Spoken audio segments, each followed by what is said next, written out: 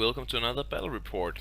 Finally, after several months, I've got to make another one, and basically it's just been I didn't really want to. I didn't have the drive to make one, so I didn't want to make a battle report just to make one. So I figured I'd just wait until I had the energy to do one, and I did. So I am giving you one I played against my one of my best friends who live in a different country now because he married to a famous opera singer.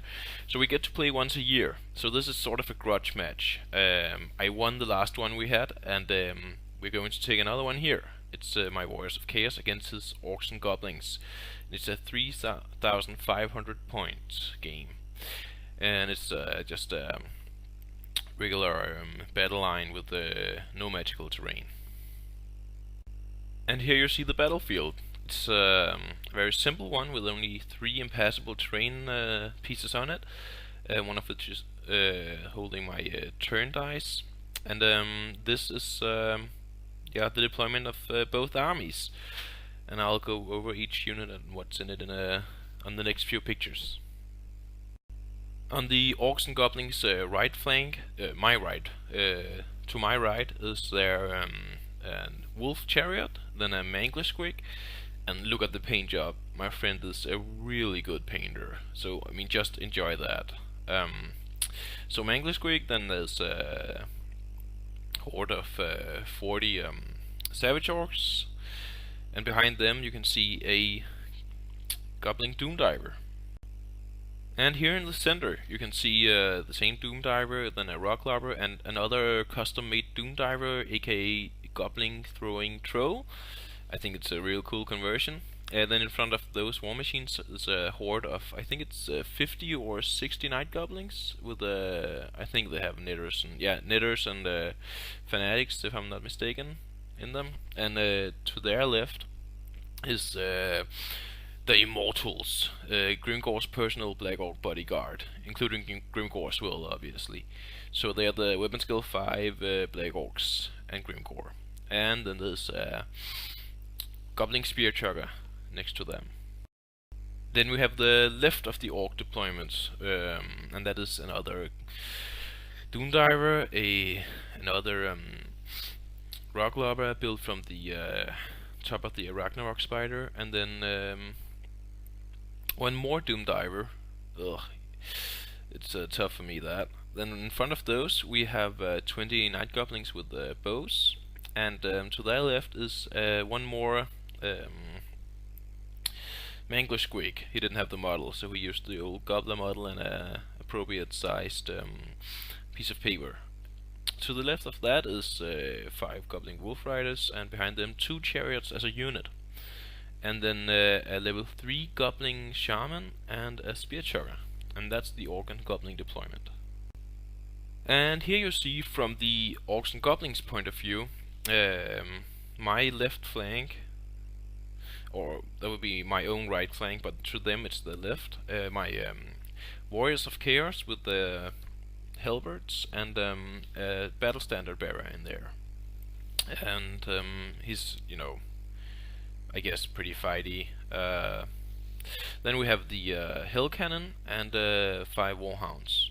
Oh, and I forgot to mention that the Savage Orc unit contains a Black Orc BSB and a level 4 Orc Shaman. Savage Orc Shaman, obviously. Then here we have the Warriors of Chaos Center. There's 3 Skull Crushers. Then in front of them are 5 Marauder Horsemen. Then there's Hell Cannon, the other one, that's the Doom Engine. The blue one is the Indomitable. Yes, Hell Cannons do deserve names. And to the right of that Hell Cannon is my proxy of Archaon the Everchosen.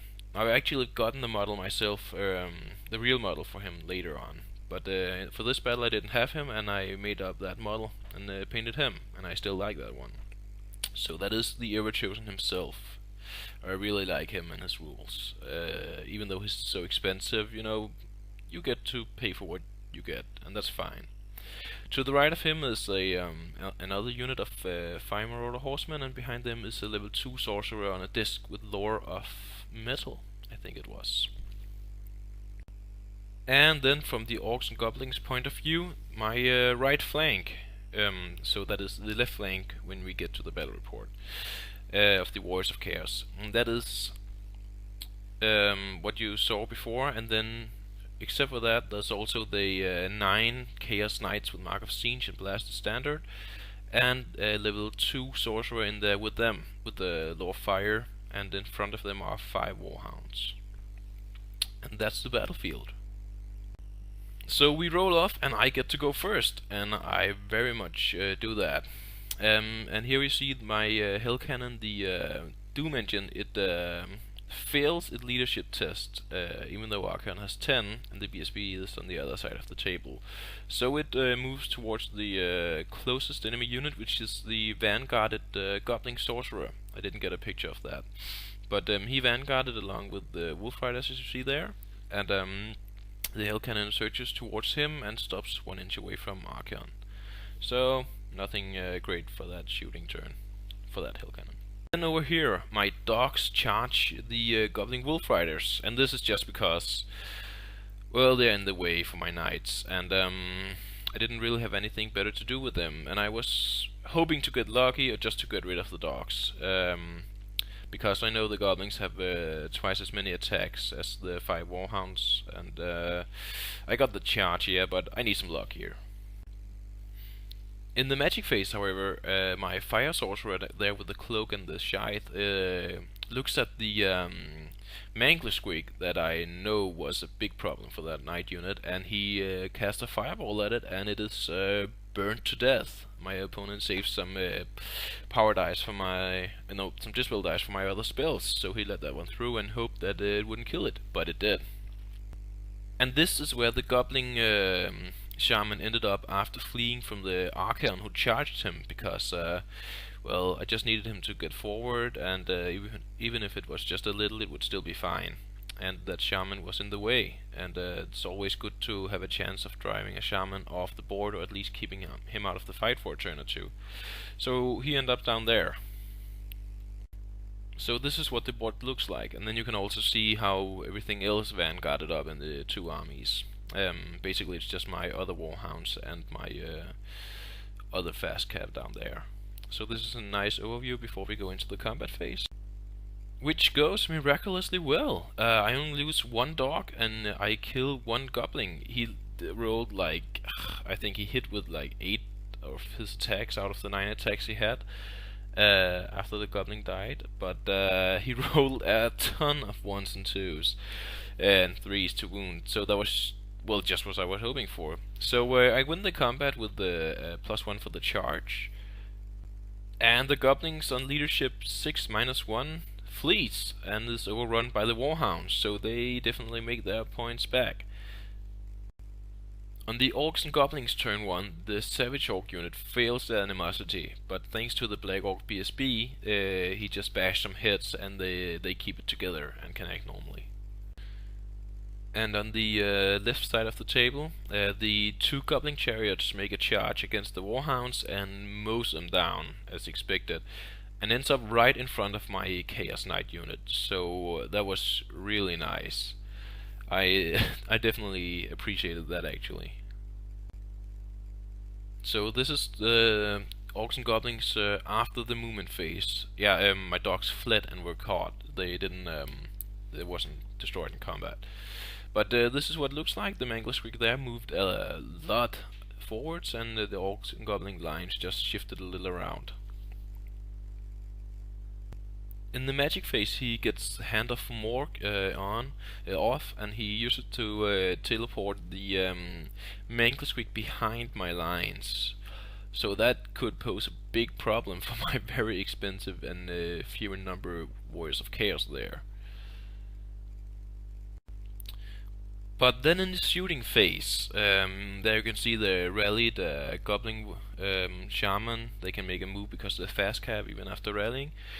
There you see Archaon standing there with a 3-up ward save and a toughness of 5, and can be wounded on 1s or 2s no matter what, even against things that wound automatically and so on. So he's really cool, got 4 wounds and everything. And we go into the shooting phase of the first turn of the Orcs and Goblins. And Archaon, Lord of the End Times, is one-shotted by a gobbling rock lava. First turn. Bam! First shot even from the Warriors of Orcs and Goblins artillery line. Maybe one of the spear chariots fired or something before that, but first shot, and Lord of the End Times just dies. He rolls a hit, 1/3 of a chance for that happening. He rolls to wound, 2/3 of a chance for that.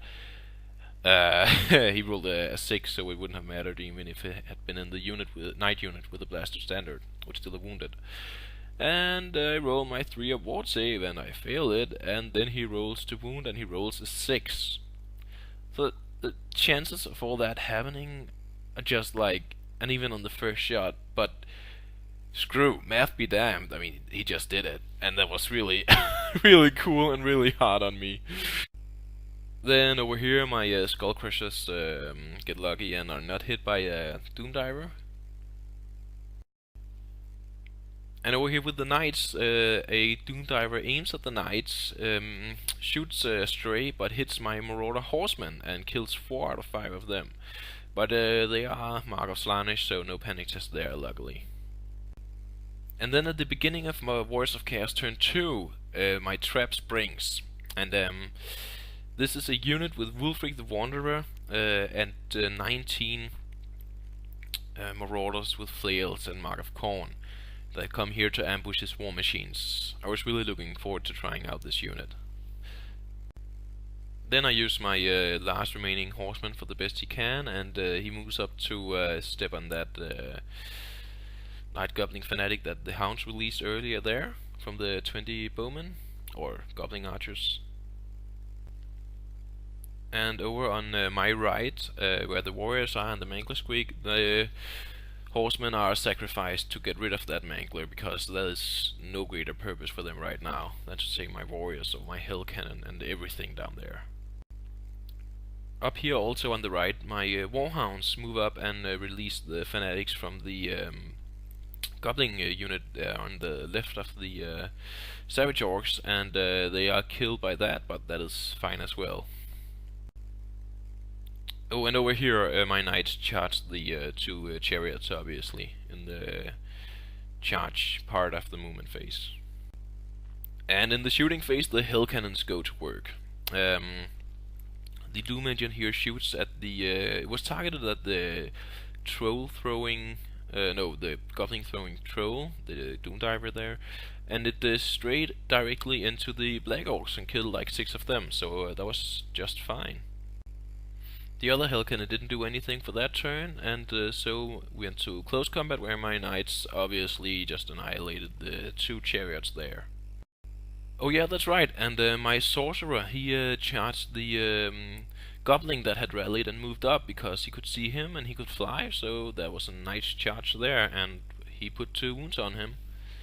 And with 2 wounds and a charge, he fled, was overrun, and I overran into the spear chugger there, so that was really nice. But what you see here is the beginning of the Orcs and Goblins turn 2, where the Goblins failed an animosity test, rolled a 6, so they had to pirate and charge the nearest unit that they could see, and that was my sorcerer. So he's in a bit of a combat now, but with a total of 5 strength 4 attacks from him and the disc, I'm not overly concerned, but I know that things like this can go wrong with a simple unlucky phase. So this is what the board looks like at the beginning of the Orcs and Goblins turn 2. And here's a closer picture of the Black Orcs reforming to face my sorcerer, and what things in general are looking like over here. And this is what it looks like on the right side of the board from the Chaos Warriors point of view. And just an overview shot of the entire board. Over here I get a little lucky, and the hell cannon there is not hit by the stone thrower, and is fine from that. But the other stone thrower does the same, but actually wounds it and go through ward saves and armor saves and kills a handler, luckily. And over here 1 knight dies to the shooting that is going their way. Thanks to the blasted standard, it isn't too bad. And then in the Voice of Chaos turn 3, I think it is, the Marauders charge the Doomdiver there, and the Sorcerer charges out of the Knight unit and into the Goblin Rock Lobber there that killed Archaon. So there's some revenge time there. I didn't want to commit the entire Knight unit to charging over there where the Black Orcs might be able to see them if my Sorcerer breaks from the combat with the Goblins. He also casts some fire magic in the magic phase. That's direct damage, so he can cast it because he can see the Black Orcs. I think it was something like that. And he kills a few of them. It causes a miscast though, and he takes a wound for that. And so does the War Machine, I think. But that wasn't really worth it. I'm not even sure he could actually cast the spell, so that's fair punishment to me for using the rules wrong. And then the Hell Cannons keep up the barrage and they just go crazy on the Black Orcs. Now my original intention with that unit was for Archaon to simply ride up alone. That's why I placed him as I did in the beginning, and attack the unit, challenge Grimgor, kill him, and just eat the unit alive. He had done so, or almost done so, earlier in another battle with the same kind of unit. He died halfway through the Black Orc unit after having killed Grimgor and himself halfway with his demon sword that can hit himself. So that was the plan, but since he died I had to adjust that, and now I'm just carpet bombing these Black Orcs with my 2 Hell Cannons, and as you can see, when both hits on the same turn, then it's working to great effect. I love the Hell Cannons. Just love them. And then in the combat with the Marauders, they obviously kill the War Machine and overruns into the combat where the Sorcerer is fighting. And thanks to their rank bonus and the wounds the Sorcerer does, he obviously wins the combat. And we decided that since the Marauders had already fought and moved this turn, they couldn't fight and move again. We know the rules say that they can, but honestly that's just stupid. You don't get twice as many attacks just because you do their combat first. All the combats happen simultaneously, so that's how we play it, you know. This is where my Sorcerer then overran too, and he should have overran into the Doomdiver, and we corrected that later on when we discovered that mistake, because the Rock Lobber, it wasn't killed. I think it was killed, and then I overran the direction it should have fled, or something like that. We did it wrong, but in the end he ended up in the Doomdiver. And here you have an overview of the board at the beginning of the Orcs and Goblins turn 3. The Black Orcs obviously declare a charge against the Sorcerer who killed the Spear Checker who was in combat with, so there's a clear path for them now. And here you see my Skull Crushers being crazy lucky against the Orc magic. As he said, he has a level 4 Shaman in there in the Savage Orcs, and he casts the Foot of Gork on the Skull Crushers, and even though it scatters, it still just barely hits 2 of them.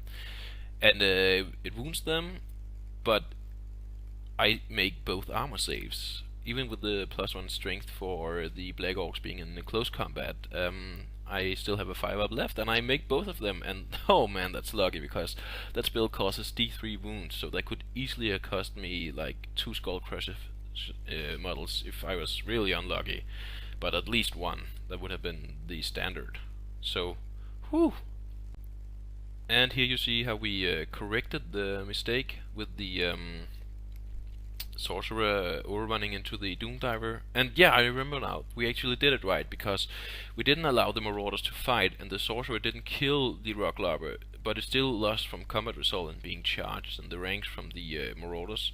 So it fled in that direction away from the Marauders, because they were the biggest unit. And then my Sorcerer followed it caught it, and then overran by running in that direction into the Doomdiver. That's how it happened. Over here, my knights, they move up and turn to face inwards towards the battlefield to be able to join the fray there. And I'm just hoping that I can whittle the Black Orcs down as much as possible before I eventually run into them, because it seems pretty inevitable, because I can't get around that unit of goblins even though it looks like it there. And after having used, I don't know, from the beginning of the game into turn, what are we, 3 or 4 here, the half of the Orcs and Goblins artillery finally succeeds to actually kill a Skull Crusher. He's been like misfiring, rolling ones to wound, scattering off, and just being crazy unlucky. But now he finally downs a Skull Crusher.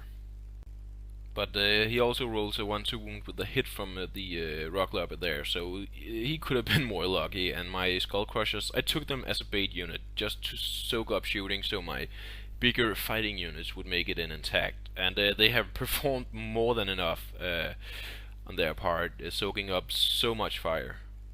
And over here we see the Black Orcs engage the Sorcerer, and he makes all of his ward saves against Grimgor, so that is really nice. But with the charge and rank and banner and charge, rank, banner and leadership 8 -3 without a general and way too far away from the BSB, obviously see my sorcerer flee and being run down by the goblins and the Black Orcs. And the goblins overrun in a direction so that they hit my Chaos Knights, so there's a fight there to be fought. And over here the Doom Diver is, I think it flees and runs off the table or caught by my sorcerer. And that is what the board looks like at the end of the Orcs and Goblins turn here. Then we go to the next game turn, where I get to go first obviously, and I keep up the bombardment. I did consider picking another target, because scattering with templates against a unit that is only 2 models wide is a bit of a risk, because there was nothing else to hit of import, and I risked hitting my own knights. But I took the chance, and it paid off, and I made 2 hits this round with my cannons, blasting the Black Orcs down to nothing. Okay, I made 1 hit, and my other Hell Cannon, seeing that the Black Orcs were now only 1 model wide and reduced to 10 models including Grimgor, then started to working on the Savage Orcs. And they are still down there at the deployment zone, you see, and that is because my opponent didn't want to move them through his own Fanatic and take the 2d6 strength 5 hits. And I had just kept my warriors down there, moved them up as to make him think I would attack, and then hold them there, because there was no way I was letting my Chaos Warriors into his Savage Orc big guns. I know how that fight will go every time, and I will lose badly. Even with the BSB, it doesn't matter.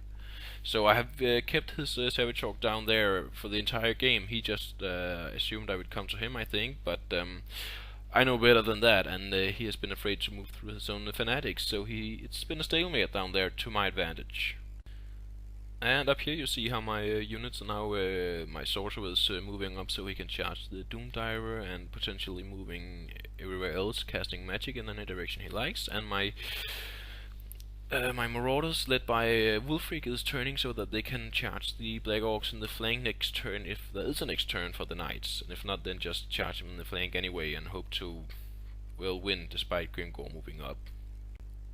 And after combat, this is what it looks like. The goblins are killed down to 7 models, and the Knights then combat reform to be as wide as possible, because I know I'm gonna win this through combat result by killing all the Black Orcs and hoping that Grimgor doesn't kill too many of my Knights.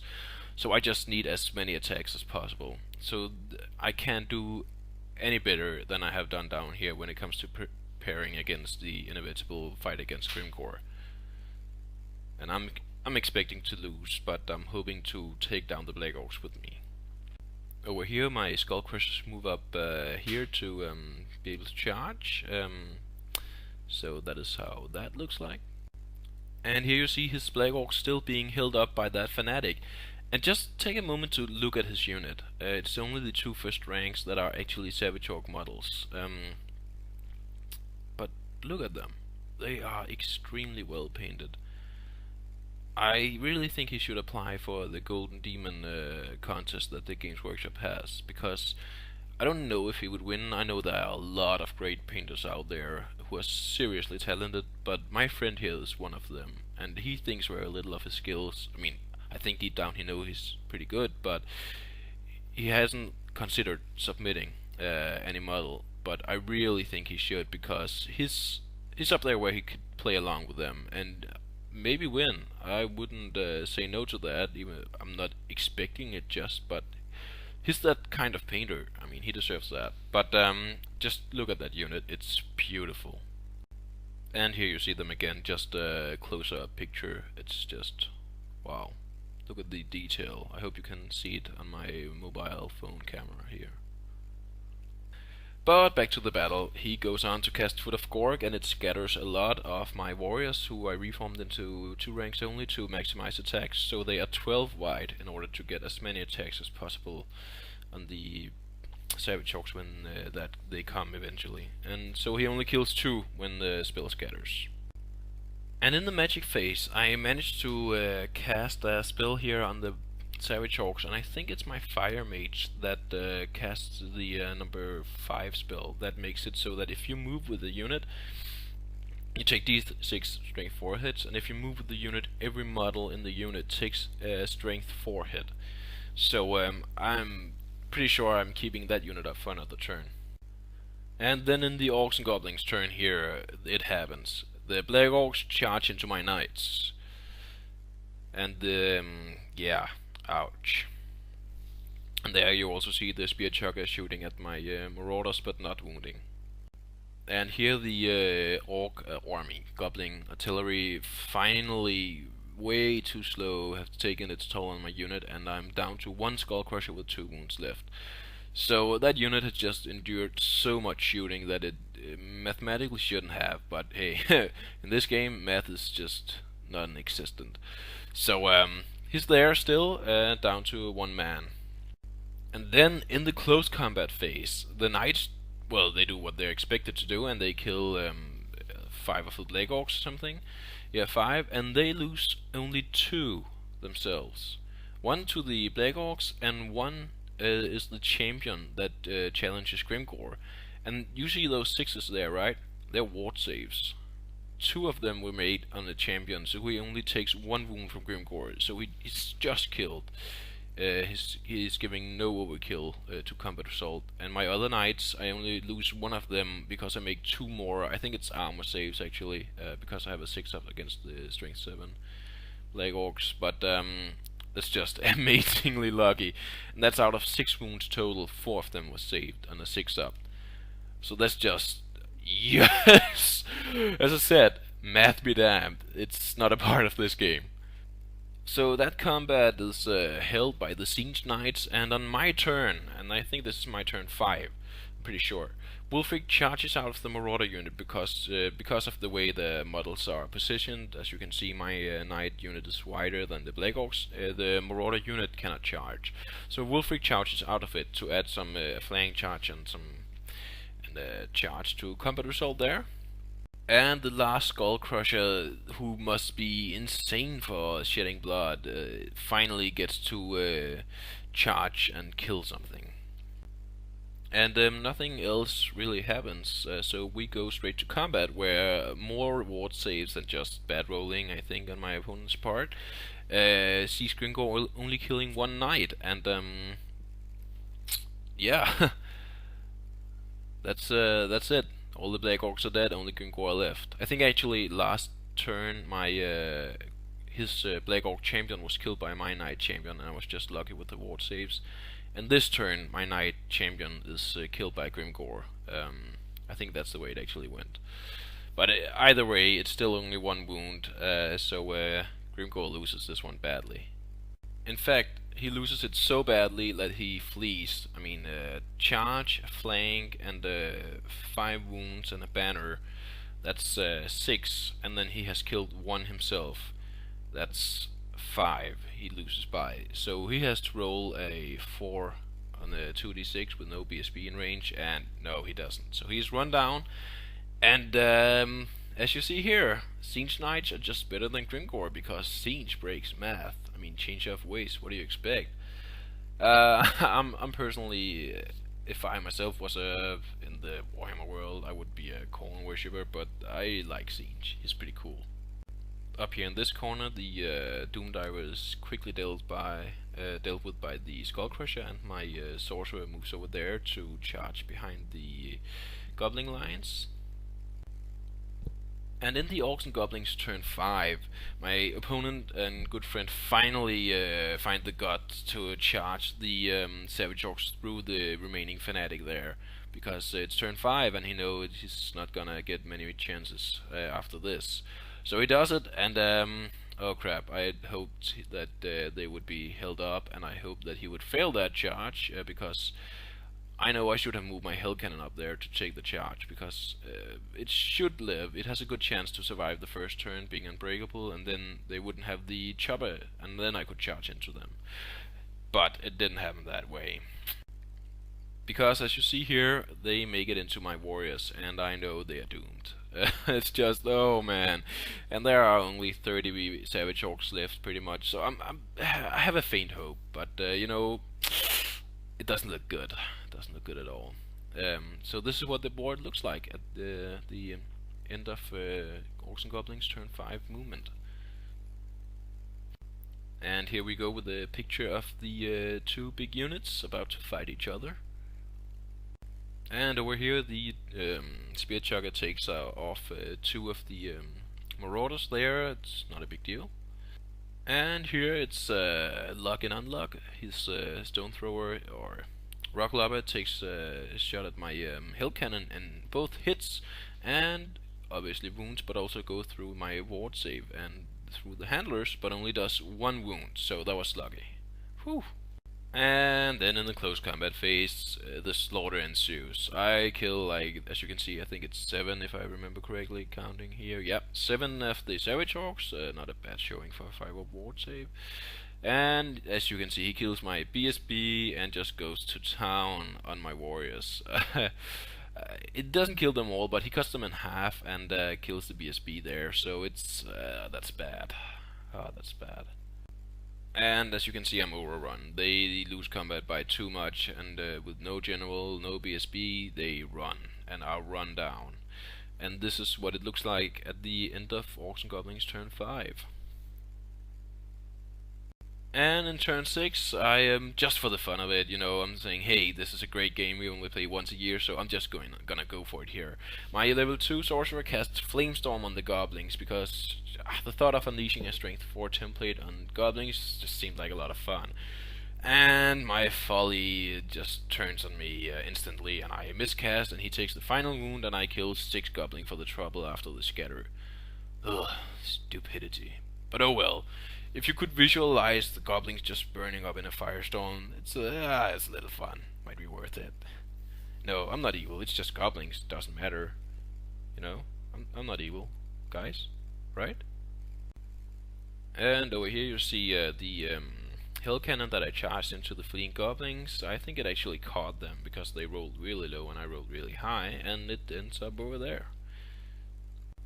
And that is it. This is the end of the game. So it's a draw when we did count the points. We count points per lost model and not per, you know, you don't have to kill a unit to a man.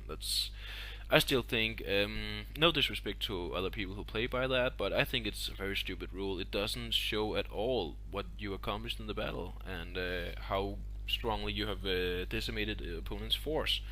So we played like that, and we all prefer that. And it was a draw, and if I had not miscasted my sorcerer recklessly, then yeah, I could have won, and if, but no, it was a draw and it was a great game. And I think if we had continued this battle and didn't just cut it off right at the end here, because, you know, you wouldn't have done that in real life, I think he would have won. He has those Savage Orcs left, and I can't really do anything about them. I have 5 Chaos Knights left, and I have 1 Skull Crusher, and some Marauders with flails and 2 Hell Cannons, and he still has a level 4, and I have no sorcerers left, and he would have taken out that Hell Cannon during the next 2 rounds of combat, and all those goblins up there could have shot my knights to death pretty much with all their low strength shooting, and this war machine's there.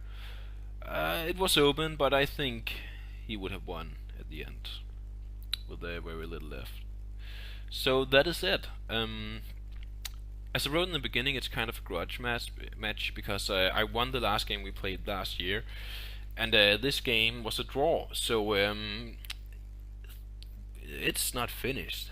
We still have to play another game because best of 3, and this was like it's a draw, so we're still only pretty much having played 1 out of 3 matches that ended in a way that determines anything. So next year around same time, this is gonna continue. It's not over. So it was a really great game. Archaon there just dying to the very first rock lava shot he fired was just was heartbreaking. I mean, oh come on. Oh man. But well, I recovered from it and played it to a draw. And those skull crushers just soaking up like half of his artillery for the entire game and still being there at the end. That was very unlucky on his part, and my hill cannons just hammering his black orcs into oblivion so that only 9 remained with Grimgor. When it came to the close combat, really did a great change, because I mean there was a lot of attacks he didn't have against them from supporting attacks against the knights, and I think that saved my unit and made me able to kill Grimgor. So I was pretty lucky with the hill cannons, both scattering into the black orcs when I shot at other targets and then hitting straight on when I shot at them. So there was some luck in that, but they also missed and some turns they didn't shoot, so it wasn't crazy luck. It was, taking some calculated chances and it paid off. Anyway, that was it, the first battle report I've done for some months. I hope you enjoyed it, and just be patient with me, and as I said earlier, just take a look at my channel every now and then. I might just find the time for making a report and the enthusiasm to do it. I won't do it unless I have it, because wife, school, work, baby, not enough time. So thanks for watching. I hope you enjoyed it, and good gaming out there.